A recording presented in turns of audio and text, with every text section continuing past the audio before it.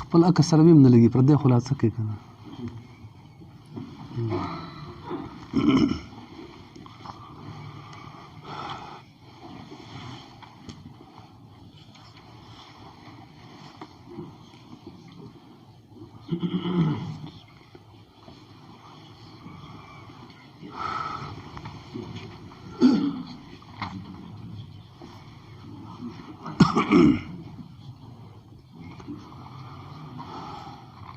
اتمه پاره ده 14مه رکوع ده. نحمده ونصلي على رسوله الكريم. أما بعد فأعوذ بالله من الشيطان الرجيم. بسم الله الرحمن الرحيم. وإلى ثمود أخاهم صالحا قال يا قوم اعبدوا الله ما لكم من إله غيره إلى آخره. صدق الله مولانا العظيم. فتیر رکوع مبارک د عادیانو بیانش. الله پاک عادیانو ته هود علیه السلام پیغمبر را لېږلی. په دې رکوع مبارک کې الله پاک د صالح علیه السلام د قوم بیان کوي. د صالح علیه السلام قوم ته سمودیان وایي. د عاد او سمود د عادیان د دوی نیکه عاد میده او د سمودیانو نیکه چې د سمود میده. دا دواړه د ایرم د اولادی څخه وو او دا خلک چې نوح علیه السلام ته په 5مه پیړۍ کې ورنږدې وو. لکه څرنګه چې الله پاک عادیانو ته طاقت ورکړی و مضبوطیا ورکړی و په همدغه ډول الله پاک سمودیانو ته هم ورکړی و. دغه سمودیان چې د حجر په علاقه کې اوسېدل اوسنی نوم یې د مدائن صالحي ورته وایي. مدائن صالحي ښار دا د سمودیانو کلی و او سمود صالح علیه السلام الله پاک د خلکو ته پیغمبر کړ. صالح علیه السلام مهاجر نه و بلکې د خلکو د قوم څخه سړی و. ځکه الله تعبیر ته نه کوي وإلى ثمود أخاهم صالحا. د دوی ورور د سمودیانو ورور صالح علیه السلام الله پاک سمودیانو ته لېږلی. چې ورور یې څه معنا دا ده چې د دوی د نسب نه ده بارنی سړی نه ده له بل طرف نه مهاجر نه ده راغلی. لکه څرنګه چې ټول انبیا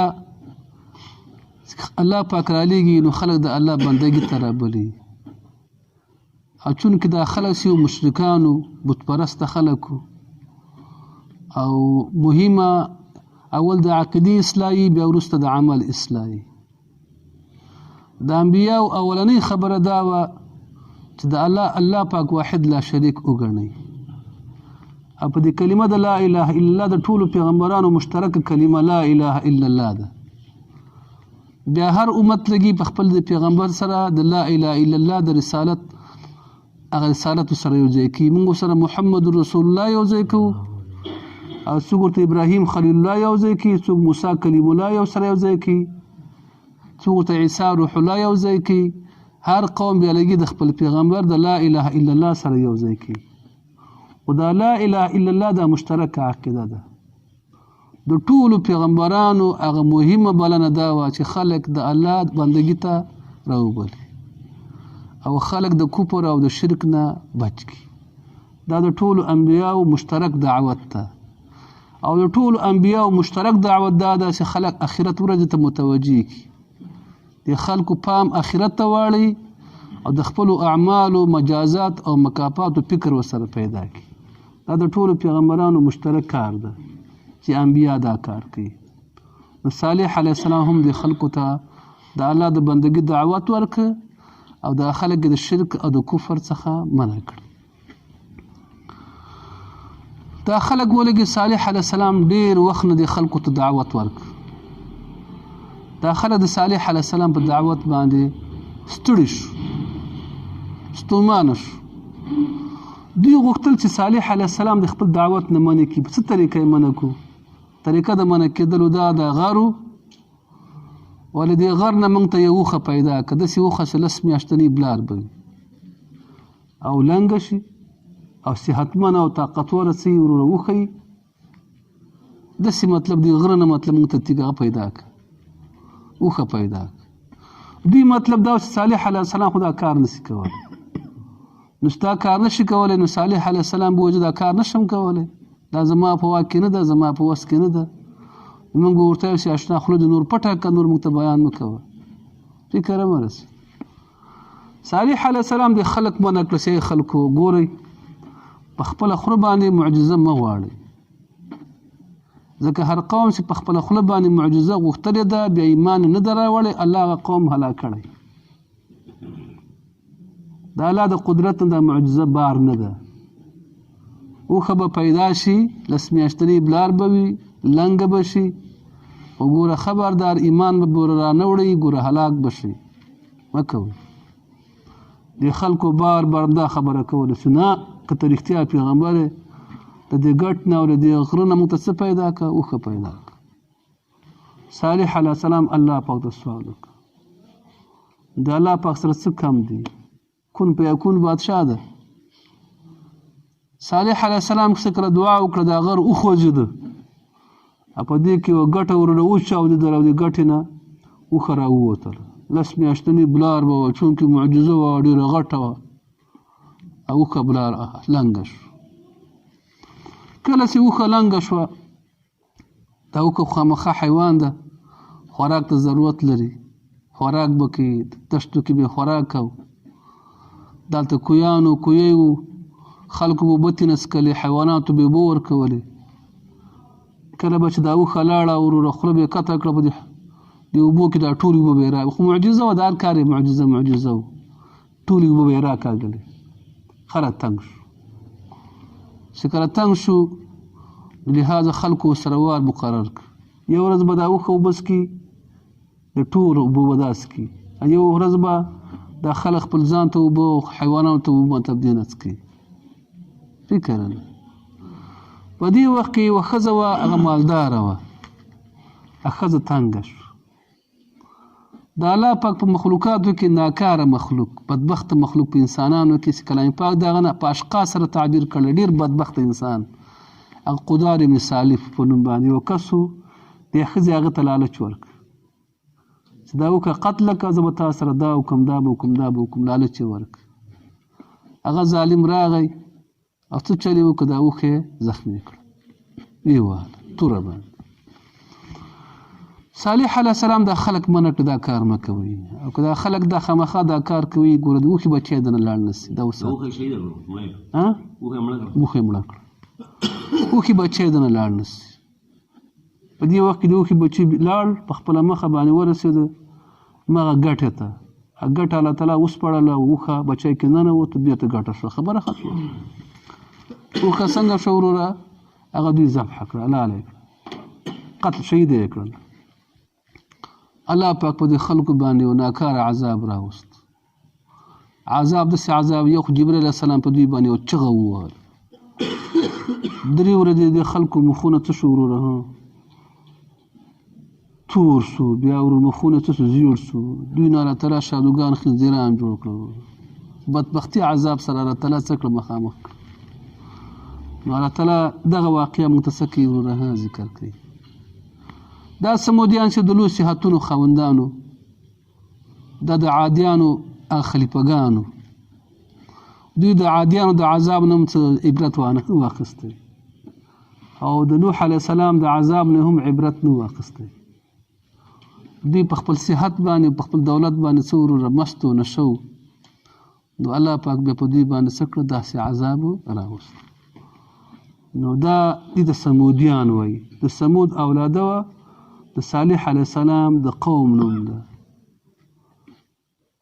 ډېر خلکو به د باندې ایمان هم راوړی و کله چې اوښه مطلب پیدا شو د هغه نه ایمان یې راوړ بیا دوی هغه مالداره بدبخته خلک ولګېده خلک یې منع کړه د ایمان څخه او خلکو بیا مطلب نور ایمان بیا رانه وړ د دې بدبختي سره مخامخ شو ګورئ الله تعالی فرمایي ویلا سموده مانا وارسلنا الى سموده موږ لېږلی و سمودیانو ته اخاهم ورور د دوی صالحا صالح علیه السلام موږ لېږلی و سمودیانو ته ورور د دوی صالح علیه السلام صالح علیه السلام د نور انبیاء په سیر باندې بیان وکړ. قال وی فرمایل یا قوم زما قومه اعبدوا الله د الله بندګي وکړي، معنا الله واحد لا شریک وګڼي.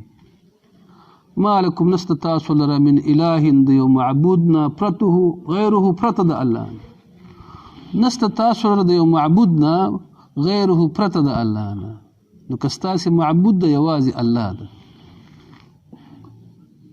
بیا ورته فرمایي قد جاءتکم ډېره موده تېره شوه، بیا خلکو مطالبه وکړه د چا د معجزې، بیا د معجزې الله تعالی څه کړه ښکاره کړه. نو ګوره صالح علیه السلام ورته فرمایي قد جاءتکم یقینا راغلی د تاسو ته بینة واضحه دلیل، قد جاءتکم یقینا راغلی د تاسو ته بینة واضحه دلیل من ربکم له جانب د رب ستاسې نه، راغلی تاسو ته ښکاره دلیل له جانب د رب ستاسې نه. ځکه معجزات دا د انبیاو دپاره دلیل ده په خپل نبوت ده. د انبیاو د معجزاتو مقصد څه وي، څه شی وي؟ هغه د پیغمبر دپاره یو دلیل د خلکو په مخ کې چې ګوره زه پیغمبر یم دا مې دلیل ده. او معجزه هم داسې یو شی چې خلک د هغې د مقابلې نه څه عاجز یي، خلک یې نشي کولی. هذه ناقة الله دا اوښه د الله ده، ناقة د الله اوښه ده، چونکې دا اوښه خو معجزه وه او معجزه چې وي هغه عزتمند شی وي او هر شی چې عزتمند وي د هغې نسبت الله ته کېږي. لکه موږ بیت الله وایو دا د الله کور ده، نو کورونه خو ډېر دي، دا ټول د الله دي، خو دې کور نسبت الله ته په دې خاطر کوو چې دې کې د الله بندګي کېږي. دا کور عزتمند ده، د نورو کورونو په نسبت باندې عزتمند ده، نو ځکه موږ ورته څه وایو د کور ته د الله کور وایو. الله په کور باندې څه کوي؟ خو چونکې په دې ځای کې د الله بندګي کېږي، دا ځای عزتمند ده، نو په دې خاطر نسبت چا ته کېږي؟ الله ته کېږي. یا رسول الله موږ وایو د الله رسول. او په دغه ځای کې ناقة الله د الله اوښه ده، اوښې خو ټولې د الله دي، د الله مخلوق دي، خو دې اضافت څه کېږي الله ته؟ تشریفاً کېږي، د عزت په خاطر، تشریفاً د عزت په خاطر باندې الله ته نسبت شوی، ځکه هغه معجزه وه. هذه ناقة الله دا اوښه د الله ده، لکم تاسو لره، لکم تاسو لره آیة نښه ده، په څه شي نښه ده؟ زما په پیغمبري نښه ده، د الله په عظمت او لویي نښه ده. فذروها پرېږدې اوښې لره، فذروها پرېږدې اوښې لره تأکل چې خوراک وکړي فی ارض الله د الله په ځمکه کې، تأکل چې خوراک وکړي د الله په ځمکه کې. ولا تمسوها بسوء لاس مه غځوئ دې ته په بد نیت سره، لاس مه غځوئ دې ته په بد نیت باندې، مې مسه کوئ په بد نیت سره. څه معنی لاس ورته مه غځوئ په بد نیت؟ بد نیت څه معنی؟ قتلوئ مه، ازاروئ مه. ولا تمسوها بسوء لاس مه ورته غځوئ اوښې ته بسوء په بد نیت، څه معنی؟ قتلوئ مه، ازاروئ مه، تکلیف مه ورته ورکوئ.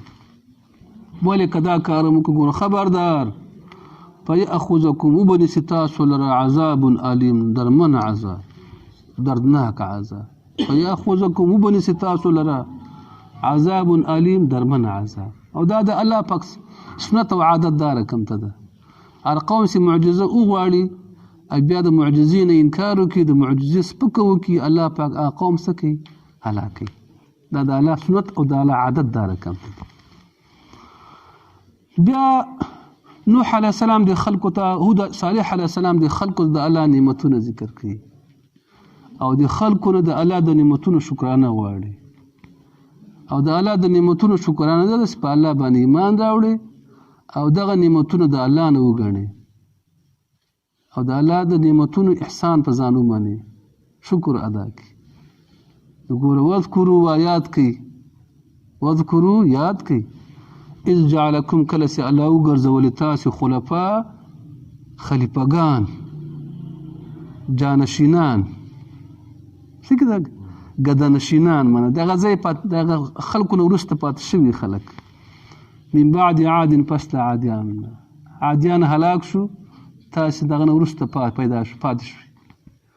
وبوأکم او ځای یې درکړه تاسو لره فی الارض په ځمکه کې، وبوأکم ځای یې درکړه تاسو لره فی الارض په ځمکه کې، قدرت درک تتخذون تاسې جوړوي من سهولها د نرمې ځمکې نه قصورا بنګلې، من سهولها د نرمې ځمکې نه قصورا بنګلې، چونکې دا خلک غټ غټ خلک غټې غټې بنګلې ځان ته جوړې کړي.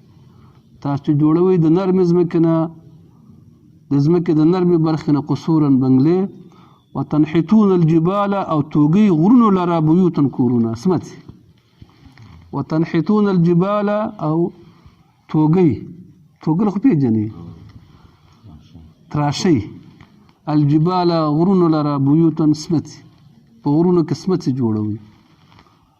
دوره طاقت تاسو ته الله درکړی، نو فذکروا الله الله د الله نعمتونه یاد کړئ، فذکروا الله الله د الله نعمتونه یاد کړئ. د الله د نعمتونو یادېدل څه معنا؟ د الله د نعمتونو شکر وباسئ. د الله نعمتونه د الله په ناراستیا کې مه مصرفوئ، دا د الله د نعمت شکر ده. ولا تعصوا مه ګرځئ فی الارض په ځمکه کې مفسدین فساد کوونکي، مه ګرځئ په ځمکه کې فساد کوونکي، په ځمکه کې فساد مه کوئ. قال الملأ الذين استكبروا اولي هغه مالدارو، همیشه د دین مقابله چا کړې؟ مالدارو کړې. غریب سړی که مخالفت وکړي دونه خلک سر پسې نه ګرځي، مالدار ځان پسې څوک لري. اولې سردارانو الذین هغه کسانو نستکبرو چې هغوی لویي کړې وه، نستکبرو هغوی لویي کړې وه. د مالداري سره کبر تړلی که من قومه د قوم د صالح علیه السلام نه، للذین هغه کسانو لره نستضعفو چې هغوی ضعیف ګڼل شوي وو. له دې نه معلومه شوه په صالح علیه السلام باندې غریبو خلکو ایمان راوړ. خو په مکه مکرمه کې د رسول پاک علیه السلام اولني صحابه کرام اکثره سیو دا غریب و غربه. مشرکانو بل ادم ورته ویل چې دا خلک د مجلس ته وشاړه چې موږ تاسو سره کینو، ځکه زموږ ناستی د دوی سره دا یو پیغور د عرب عار د پیغور د موږ ته چې موږ د فلاني سره زه یو په یو مجلس کې ناست یم، د فلاني سره زه په یو مجلس کې څنګه کېږم، دا وشاړه. دا بار بار د خلکو څه کوله؟ مطالبه کوله. نو اکثره دین چې د حمایت غریب وکړه، د مالدارو نه ده کړې. نو دوی به لګېدل د کمزورو ته به ویل کوم چې مؤمنانو چې ای خلکو دا صالح خو پیغمبر نه ده، تاسې ولې مطلب د پیروي کوئ، ولې د خبره مانئ؟ نو قال الملأ لسردارانو الذين ها کسانو نستكبروا چې هغوی لوی کوله من قومه د قوم د صالح علیه السلام نه، للذین هغه کسانو ته به ویلې نستضعفو چې هغوی کمزوري ګڼل شوي وو، کمزوري ګڼل شوي وو.